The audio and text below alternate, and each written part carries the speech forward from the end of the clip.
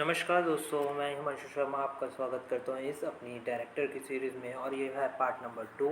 हम section number 149 cover कर चुके हैं पार्ट नंबर 1 में, और ये हम आज करने वाले हैं सेक्शन 150, जो किसके बारे में है, जो है आपके डाटा बैंक के बारे में। डाटा बैंक किसका? इंडिपेंडेंट डायरेक्टर्स का, जो कि हम 149 4, 5 एंड 6 में हम पढ़ के आए हैं कि हम इंडिपेंडेंट डायरेक्टर कब और किन लिमिट्स में कब अपॉइंट करेंगे। तो वो इंडिपेंडेंट डायरेक्टर हम कहाँ से ढूंढ सकते हैं, वो जगह है डाटा बैंक।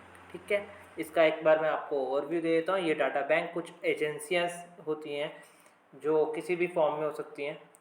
ठीक है, कॉर्पोरेट, नॉन कॉर्पोरेट और एओपी, बीओआई, एजेंसी, इंस्टीट्यूट्स कुछ भी हो सकते हैं, जो कि नोटिफाई बाय होते हैं सेंट्रल गवर्नमेंट। ठीक है, और ये मेंटेन करते हैं उन लोगों का डाटा जो कि इंडिपेंडेंट डायरेक्टर बनना चाहते हैं या फिर एलिजिबल हैं। ठीक है, स्टार्ट करते हैं अपना सेक्शन। तो देखिए, ये सेक्शन 150 हम किसके साथ पढ़ेंगे? रूल नंबर 6 के साथ पढ़ेंगे, of appointment and qualification of director. ठीक है, rules 2014, section 150 readed with rule 6। ठीक है, तो हमारा पर्पस क्या है कि हम इंडिपेंडेंट डायरेक्टर्स के लिए कोई ऐसा डाटा बैंक क्रिएट करें कि जब in future company independent director ढूंढना चाहे तो इस डाटा बैंक से कुछ लोगों को सिलेक्ट कर सके और वो उन्हें जनरल मीटिंग में अपॉइंट कर सके। समझ में आता है? मेंटेनेंस ऑफ डाटा बैंक, जो मैंने इंपॉर्टेंट लाइन्स हैं वो हाईलाइट कर रखी हैं, तो आप इन्हें देख लेना, ये फाइल मैं शेयर कर दूंगा। तो इंडिपेंडेंट डायरेक्टर कहाँ से सिलेक्ट हो सकता है? मे भी सिलेक्ट हो सकता है फ्रॉम द डाटा बैंक, जिसमें क्या क्या होगा? Name, address and qualification of such person who are eligible and willing to eligible भी है और चाहता भी है कि वो इंडिपेंडेंट डायरेक्टर अपॉइंट हो, लेकिन कंडीशंस 149(6) की वो पूरा करता हो, सब्जेक्ट टू कंडीशन फुलफिल, जो मेंशन है 149(6) में। आगे पढ़ते हैं। Such data bank shall be maintain by the body, institute and association as notified by the central government. And ये लोग एक्सपर्ट हैं किसमें? ये वो इंस्टीट्यूट और वो एसोसिएशन हैं जो notify by the central government है एंड एक्सपर्ट हैं किसमें? Creation and maintenance of data bank, and put there this data on the website of अपनी वेबसाइट पे, और एक जगह मिनिस्ट्री ऑफ कॉर्पोरेट अफेयर की वेबसाइट पे भी ये डालते हैं। ठीक है, तो आगे हम बात करते हैं रूल नंबर 6 में क्या लिखा हुआ है। देखिए, रूल नंबर 6 में लिखा हुआ है कि provision relating to creation and maintenance of data bank के बारे में रूल नंबर 6 के बारे में लिखा हुआ है। तो सबसे पहला पॉइंट लिखा है कि authorise agency to create the maintenance of data bank. इसमें कुछ नहीं लिखा है, सिंपल सी बात ये लिखी है, ये जो एजेंसीज हैं वो ये बॉडी हो सकती है, इंस्टीट्यूट हो सकती हैं या एसोसिएशन हो सकती हैं, जिन्हें हम आगे से एजेंसी कहेंगे, और ये ऑथराइज बाय सेंट्रल गवर्नमेंट होती हैं। ठीक है, ये ऐसे लोगों का डाटा मेंटेन करती हैं जो एलिजिबल हैं और चाहते हैं कि वो इंडिपेंडेंट डायरेक्टर बने। और ये कहाँ पे प्लेस करेंगे? On the website of ministry of corporate affair. यहाँ तक बात समझ आती है? And any other website as notified by the central government.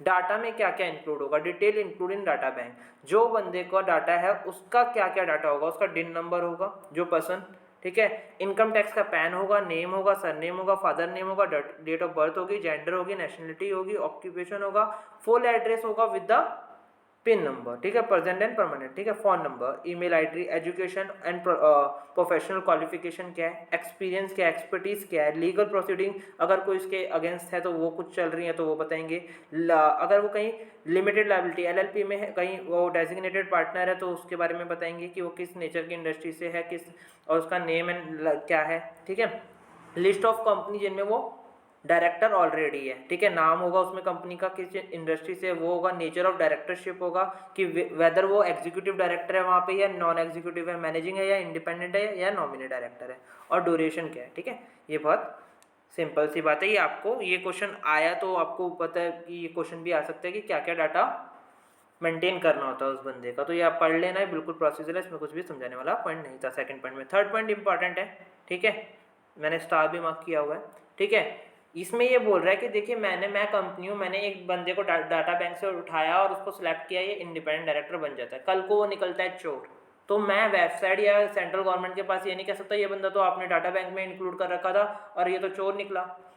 तो इसमें उन्हें यही बोला हुआ है due diligence to be exercise by the company में कि भाई आप अगर आपको खुद जो कंपनी उस बंदे को अपॉइंट कर रही है हमने डाटा बैंक में इंक्लूड किया उसका नाम, वो बात सही है, लेकिन आपकी जिम्मेदारी है कि आप पहले ड्यू डिलिजेंस किसी को भी अपना लें सावधानी बरत लें किसी को भी अपॉइंट करने से पहले, ठीक है, समझ में आती है बात। Approval of appointment in general meeting, simple सी बात लिखी हुई है कि जो भी बंदे को आप इंडिपेंडेंट डायरेक्टर बनाओगे वो जनरल मीटिंग में अप्रूव होगा। आपको भी पता है इंडिपेंडेंट डायरेक्टर हमें जनरल मीटिंग में मेंबर के द्वारा अप्रूव कराना पड़ता है, ठीक है।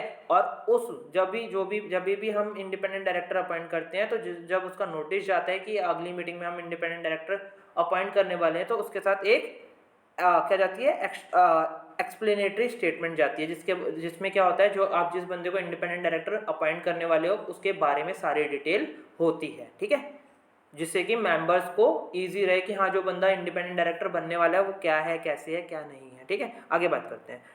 Data bank to contain the list of willing person to and who desire to act as independent director. ये बात मैंने आपको पहले भी बताई कि डाटा बैंक में उन लोगों का ही नाम आएगा जो डायरेक्टर बनना भी चाहते हैं। ऐसा नहीं आपने किसी को भी मैं डाटा बैंक वाले एजेंसी हूँ, मैंने कहा यार ये बंदा तो बहुत पढ़ा लिखा है, ये बहुत अच्छा है, मैंने खुद सर्च किया और उसका डाटा बैंक में नाम डाल दिया, ऐसा नहीं होगा।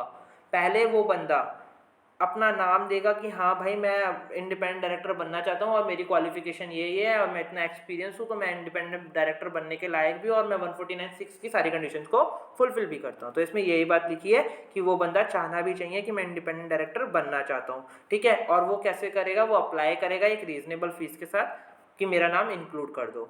अगर कोई भी चेंजेस आते हैं इन फ्यूचर में, मतलब कोई भी जो डिटेल दिया उसने तो उसको 15 दिन के अंदर इंटीमेट करना पड़ेगा किसको, एजेंसी को, और वो चेंजेस वो इम्प्लीमेंट कर देंगे। पोस्टिंग ऑन द वेबसाइट, कहाँ मिलेगा, आप कहाँ से जाके इन नामों को ढूंढ सकते हैं। एक तो पहले जो वेबसाइट है उस पर कहीं पे इन्होंने फिजिकली भी डाटा रखा होगा वहाँ पे, ठीक है। और पैरामीटर और ये कैसे होंगे, फॉर्मेट या जो भी बोथ प्रिंटिंग होंगे या व्यू ऑनलाइन होंगे, ठीक है।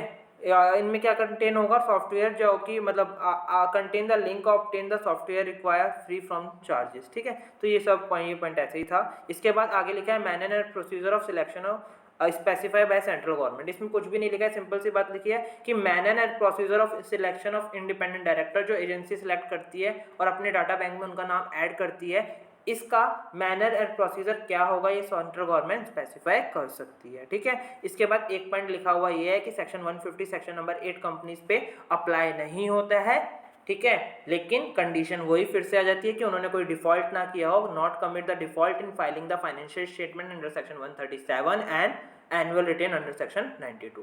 इसके बाद एक चार्ट दिया हुआ है, एक कंपनी होती है में क्या कर सकती है, सिलेक्ट कर सकती है बंदे को किसमें से, डाटा बैंक में से, जो काउंट कंटेन जो जिसमें क्या क्या होगा, नाम होगा बंदे का, एड्रेस होगा, क्वालिफिकेशन होगा, एंड ये मेंटेन कौन करेगा, एजेंसी, इंस्टीट्यूट और एसोसिएशन जो कि नोटिफाई बाय होगी सेंट्रल गवर्नमेंट। तो ये चार्ट क्या कर रहा है, आपके 150 को पूरा समराइज कर रहा है। मैंने स्टार्टिंग में भी समराइज किया और इसके चार्ट के थ्रू भी किया, तो मेरे को लगता है आपको ये सेक्शन समझ में आता होगा। ईजी सा सेक्शन था, ध्यान रखिएगा, इतना इंपॉर्टेंट भी नहीं था लेकिन हमने डिटेल में किया है।